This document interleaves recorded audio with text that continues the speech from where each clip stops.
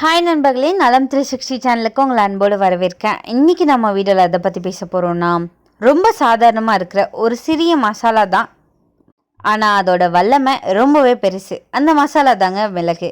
அவனுக்கு மிளகுத்தனமே கம்மி இல்லை அப்படின்னு நம்மளோட முன்னோர்கள் சொல்லுவாங்க. அதுவும் காரணம் இல்லாமல் இல்லைங்க. மிளகு நம்ம உடம்புக்கு ஒரு சக்தி, சமையலில் சுவையையும் உடம்புல உயிரையும் தருது.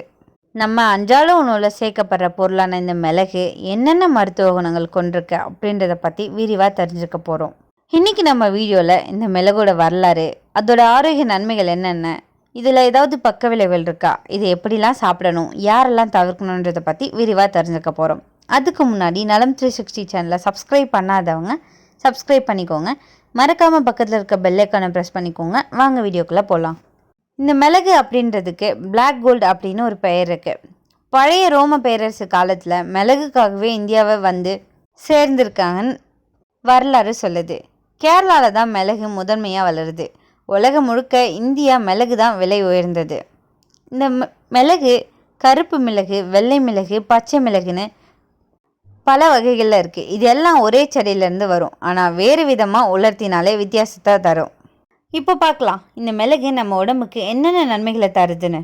இந்த மிளகோட நன்மை மற்றும் அதில் இருக்கிற ஆரோக்கியமான பலனுக்காக பலரும் மிளகை உணவில் சேர்த்து வராங்க. மேலும் இது எல்லா உணவோட சுவையையும் மேம்படுத்தும். கருப்பு மிளகுல உள்ள ஏராளமான ரசாயன கூறுகள் ஆரோக்கியத்துக்கு சாதகமாக இருக்கும். ஓலியோரெசின்கள் மற்றும் ஃபைபரின் மற்றும் சாவிசின் போன்ற ஆல்கலாய்டுகள் சக்தி வாய்ந்த ஆக்சிஜனேற்றிகளாக கருதப்படுது. இது எல்லாமே கருப்பு மிளகுல இருக்கிற உயிர் சத்துக்களாக கருதப்படுது. இந்த கூறுகள் நாள்பட்ட நோயோட அபாயத்தை குறைக்க உதவியாக இருக்குது. கருப்பு மிளகுல ஃபைபரின் அப்படிங்கிற ஒரு உயிர் சத்து இருக்குங்க.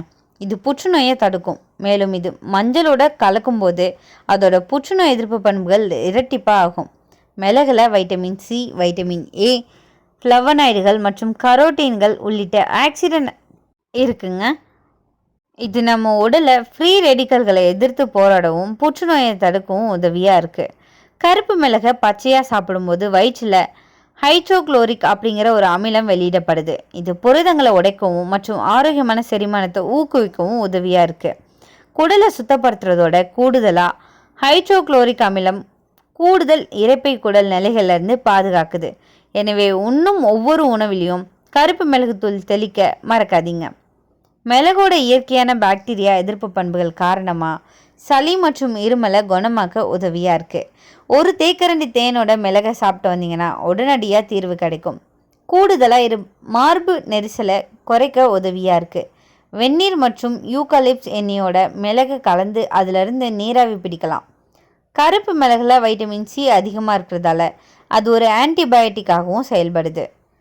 உணவுல இருந்து ஊட்டச்சத்துக்கள் பிரித்தெடுக்கிறதுல சிறந்தது தான் இந்த கருப்பு மிளகு.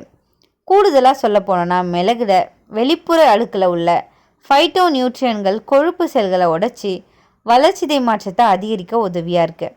நீங்கள் மிளகு சாப்பிடும்போது வியர்வை மூலமாக உடல் நச்சுக்கள் மற்றும் கூடுதல் தண்ணீரை அது வெளியேற்றுது.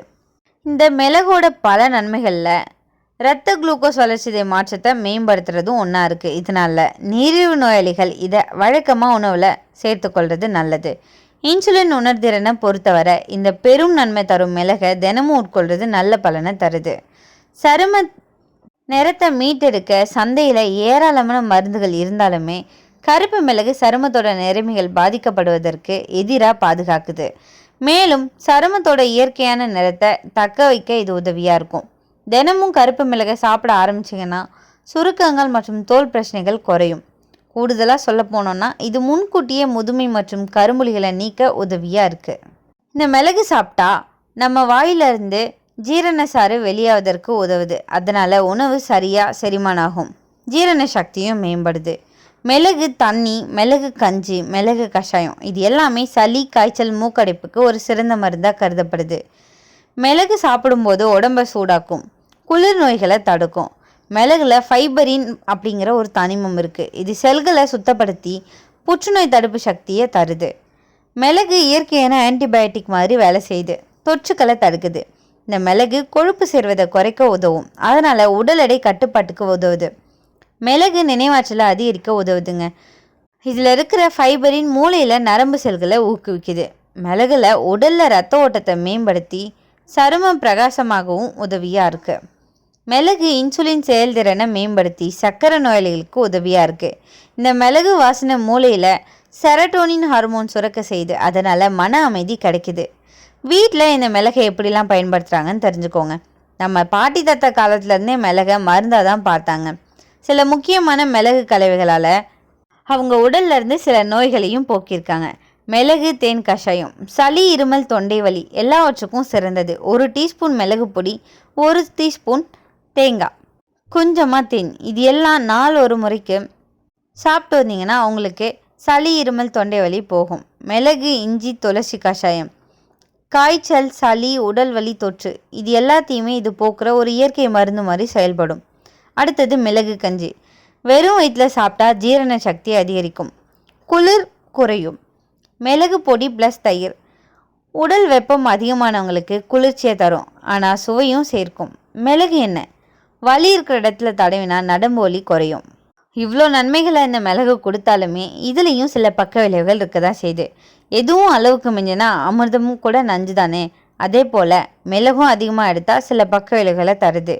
உடல் வெப்பம் அதிகரிக்கும். அதிக அளவு மிளகு சாப்பிட்டோன்னா வாயில் வயிற்றில் எரிச்சல் வரும். அமிலம், அல்சர் உள்ளவங்களுக்கு தவிர்க்க வேணும். மிளகு அசிடிட்டியை அதிகப்படுத்தும். கர்ப்பிணி பெண்கள் கவனமாக இருக்கணுங்க. அதிக மிளகு உடல் வெப்பத்தை கூட்டி சில சமயங்களில் பிரச்சனைகளை தரலாம். சிறுவர்களுக்கு அளவோட மட்டும்தான் கொடுக்கணும்.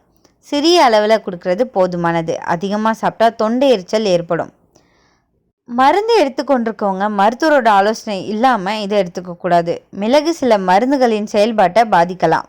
இந்த சிறிய மிளகு நம்ம உடம்புக்கு ஒரு பெரிய மருந்து தாங்க.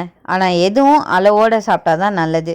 மிளகு அன்றாடம் சேர்த்துக்கிட்டா உடல் ஆரோக்கியம், நோய் எதிர்ப்பு சக்தி, சுவை எல்லாம் ஒரே நேரத்தில் கிடைக்கும். எப்போவுமே இயற்கை வழி உணவு, பாரம்பரிய வழி மருந்து, அதுதான் நம்ம உடம்புக்கு நல்லதை தரும் வழி. நீங்கள் இந்த மிளகை எப்படி பயன்படுத்துகிறீங்கன்னு கமெண்ட்டில் சொல்லுங்கள். இதோடு நம்ம இந்த மிளகு பேச்சை முடிச்சுக்கலாம். இந்த மிளகு உங்களுக்கு ஹெல்ப்ஃபுல்லாக இருக்கும்னு நம்புகிறேன். இந்த வீடியோ உங்களுக்கு பிடிச்சிருந்துச்சுன்னா லைக் பண்ணுங்கள், ஷேர் பண்ணுங்கள், மறக்காமல் நம்ம சேனலை சப்ஸ்கிரைப் பண்ணுங்கள். அடுத்த ஒரு அற்புதமான வீடியோவில் உங்களை சந்திக்கிறேன். அது வரைக்கும் பை.